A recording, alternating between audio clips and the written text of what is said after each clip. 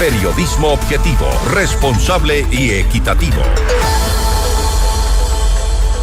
Y este miércoles Ecuador cumple el tercer día de paro convocado por la CONAIE en rechazo a la eliminación del subsidio al diésel, siendo Imbabura la provincia que registra la mayor cantidad de incidentes. La noticia requiere profundidad. En Notimundo están los protagonistas de la noticia.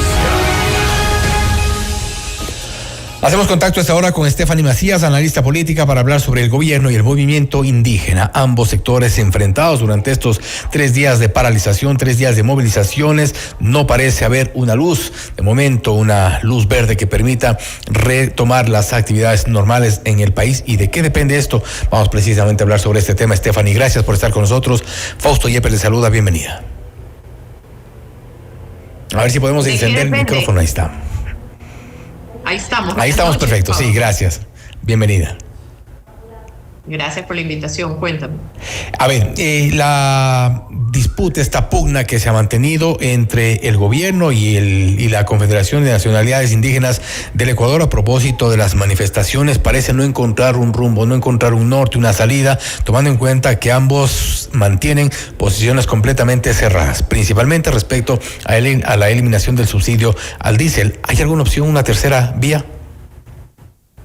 No, lo que hemos visto a lo largo de la historia, y solo para poner en contexto a los que nos están viendo y escuchando, a lo largo de las protestas, el Moreno, el Lazo y las manifestaciones tanto para Gutiérrez en 1990, hay algo que se repite, hay una fórmula. La fórmula es, transportistas, se necesita la logística de transportistas para lo que es bloqueo de todo lo que es el país. 2, lo que es la agrupación y el indigenismo con las múltiples personas que llevan a las calles. Y 3, lo que se ha evidenciado es cuando hay un apoyo de líderes seccionales, no solo en el financiamiento, sino en el apoyo de logística y víveres para mantener y alimentar la protesta. Hoy, de estas 3 variables, tenemos a los transportistas que no se han plegado al paro. Tenemos el movimiento indígena que están, de alguna manera, sus líderes tratando de entrar a una coalición que no lo están logrando. Y 3, los líderes seccionales que hoy en esta manifestación no hay evidencia que están apoyando. Con estos 3 variables se aumenta una más, el simbolismo de Quito. No es lo mismo atrincherarse en la capital como símbolo de una toma de poder a hacerlo en otras provincias. En el caso de Lenín Moreno, una vez que ya había presencia en Quito, estratégicamente el gobierno Moreno decide cambiarse a Guayaquil. Hoy, como una manera preventiva, el gobierno decide cambiarse a las provincias de la sierra, donde en teoría cambias el foco, le quitas el simbolismo a Quito y lo llevas hacia las provincias. Ahora bien, lo que ha ocurrido principalmente en el sector norte, en Otavalo, Cayambe, Ibarra, por ejemplo, ha sido manifestaciones que han ido, como ellos mismos lo anunciaron desde el inicio, una manifestación progresiva. Hay ciertas comunidades que se han sumado, ya se han sumado también en el sector del oriente, y esto podría de alguna forma generar algún tipo de estallido mayor, ¿o cree usted que esto parará más o menos ahí? Es una carrera de resistencia. Una vez que se haya identificado dónde venían los fondos, unas manifestaciones también necesitan financiamiento, y hoy con el congelamiento de las cuentas sería un poco más difícil. Yo creo que si hasta mañana no ha cogido tracción, el fin de semana suele ser es un reto inmenso para alguien en manifestaciones mantener unas protestas en fin de semana. Lo que también es cierto que ha sido de alguna manera un paralelismo para la narrativa de las protestas es que la semana pasada Cuenca protestó de una manera pacífica, ordenada, como está en todo su derecho la ciudadanía de salir y mostrar a los gobernantes su malestar. Lo hicieron de una manera pacífica. Entonces hoy, cuando salen estas marchas y se habla de marcha pacífica y estamos viendo que no lo es, existe un paralelismo entre las 2 imágenes de la semana pasada y esta, y podemos concluir claramente que estas manifestaciones hoy no están siendo las manifestaciones de ejercicio democrático pacíficas. Ahora bien, si no se han dado estas manifestaciones de forma pacífica, como hemos visto en el norte principalmente, ya vimos lo que ocurrió en el comando de policía de Otavalo, ¿con quién podría generarse o provocarse este diálogo necesario para frenar o mermar las protestas?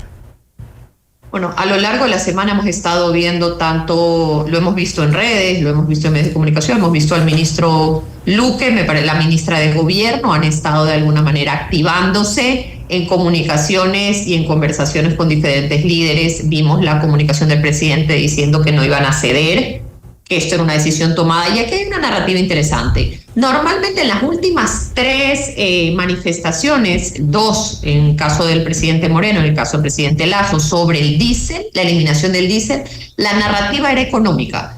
¿Cuál va a ser la afectación? Hoy la narrativa, a pesar que están tratando de posicionarla como económica, se habla de una manifestación casi de posturas políticas. No han logrado permear esa narrativa hacia la ciudadanía y entender cuál es el rechazo per se. No solo es el diésel, también dicen que es la agenda neoliberal, también dicen que es el tema del extractivismo, pero no hay una narrativa en conjunto como lo fue en las últimas 2 manifestaciones. Pero refiriéndonos, por ejemplo, a la del 2019-2022, allí hubo incluso ya en el progreso de estas manifestaciones, hubo una serie de demandas, un pliego de peticiones, ya no se centraron. Pero comenzó con económica. Comenzó con el tema económico y después directamente a la ciudadanía. Más de 20 puntos que reclamaban, sobre los cuales incluso se instalaron mesas de diálogo, y esto no ha ocurrido todavía en este momento. No, y el presidente, me parece que fue ayer, corrígame, ayer fue las declaraciones en las cuales dijo no iba a haber diálogo y que no iba a retroceder. Me parece Así que fue en ayer. Esta misma semana, creo que fue el lunes. El lunes, creo que ahí está clarísimo las decisiones que ellos han tomado. Han tomado una decisión estratégica en la cual han identificado cuál sería la manera de fortalecer su narrativa. Uno es división de los núcleos, conversaciones directas con las diferentes asociaciones y no como un conjunto para entender los intereses y las preocupaciones individuales de cada comunidad y tratar de llegar a ellos. Ahora bien, sí es importante también tomar en cuenta el momento político, principalmente, por ejemplo, por lo que ocurre respecto de la inseguridad, respecto del sector de la salud, que atraviesa por una crisis severa y con algunos problemas en los hospitales públicos, en los hospitales, por ejemplo, del Seguro Social, el desabastecimiento de medicinas, la falta de atención, falta de pago a proveedores, entre otros. Todos estos problemas podrían eventualmente sumar, o por ponerlo ya en el contexto correcto, restar al gobierno en el contexto de las manifestaciones? Definitivamente no hay que desconocer los retos que el gobierno tiene actualmente, pero hoy la narrativa que se ha presentado, y hemos visto a los voceros liderando las protestas, hablar solo de la eliminación del diésel, no han logrado generar o permear un mensaje de descontento nacional para que las diferentes agrupaciones puedan unirse. Hoy vemos marchas focalizadas, vemos protestas focalizadas, unas mucho más subidas de nivel que otras. Creo que el objetivo estratégico de ellos va a ser tratar de llegar a Quito, pero para llegar a Quito necesitas recursos y logística para llegar a Quito con el número que estaban acostumbrados. El presidente, desde un punto de vista estratégico, con lo que hizo, que fue quitar a Quito de la ecuación, de alguna manera ha mermado esa fuerza o esa lucha simbólica que representaba Quito en las manifestaciones. ¿Se cansarán?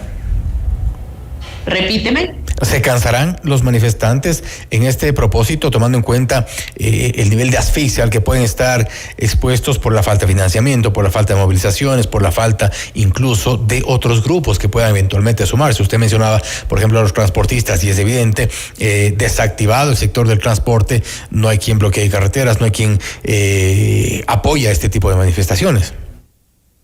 Yo creo que el indigenismo difícilmente se cansará. Creo que más allá yo no usara cansarse, sino entender la coyuntura y entender, tal vez tomar la temperatura, que este no es el momento. Creo que si pasa de jueves o viernes, las cosas y las calles, como se dice coloquialmente, no se mantienen calientes. Creo que el sábado y domingo será materia de otro debate. Será cuestión de días, quizá. Stephanie, nuevamente, gracias por su tiempo, gracias por haber estado con nosotros. Gracias por la invitación, un abrazo grande. Stephanie Macías, analista política, hablando sobre la relación gobierno-movimiento indígena que están enfrentados en estas manifestaciones y como punto central la eliminación del subsidio al diésel. Esto es Notimundo Estelar, siempre bien informados. Usted está escuchando Notimundo.